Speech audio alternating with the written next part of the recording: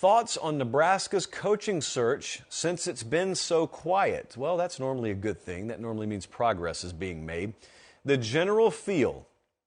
Reached out to a couple of folks today, went over to our Nebraska site, Husker 24/7. They've done excellent work over there. I mean, if you need updates on this, our Nebraska site has it covered. Multiple updates this week, Husker 24/7. So I'd check that out. But the general feel is they're going to make a hire right after the end of the regular season. I think they play Iowa. I think that's their last game. So that's next week. I keep saying end of the regular season. That's next week. Now, according to our folks over at Husker 24/7, Trev Alberts thought to be down to 3 candidates. I've heard this a couple of places. Of course, you don't know who the 3 candidates are. The names that are being thrown around, and I believe there is at least some validity to all these. Jeff Monken, who's at Army, and I heard his name last week from someone who is not remotely associated with the Nebraska search. They just kind of have knowledge of what's happening. You got Monken at Army. A lot of times, if you dig way into these guys' past and where they've been and some relationships and connections, all of a sudden you stumble upon one that makes you go, wait a minute, that explains why he's being considered for this job. That's all I'll say. Just do some digging. Matt Rule. Now, that's a guy that doesn't have a job right now, got fired from the Panthers, so he's just out there, and I think he's in play here. Either Kansas coach. Now, I knew both of these guys would be mentioned, but how serious? How serious? Chris Kleiman, for example, is at Kansas State right now. They may very well be in the Big 12 championship game. How serious are those candidates? And you're getting kind of mixed results from Nebraska, fans at least, when you mention either one of those names.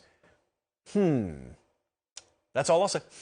I like both of them. So, I wouldn't mind Leipold. I wouldn't mind Kleiman. Either one of them is a very, very good fit for me. But I know there are some mixed emotions out there.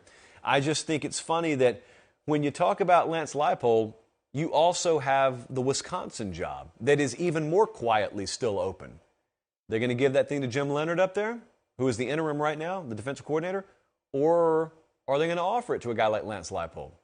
And then the follow-up is, how does a guy like Lance Leipold balance, how does he weigh one versus the other?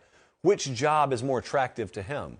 And then you got to think about the fact that he's got attachments. We all have attachments here or there. So if it came down to it, I don't think there's a strong feel. There's a feel out there. I don't think there is a lot of knowledge as to where he'd lean. If it was Nebraska, heads up against Wisconsin. There are reasons to feel good about either one of them. Gary Patterson's name is still floating around. He's just hanging out in Austin, hanging out at Texas.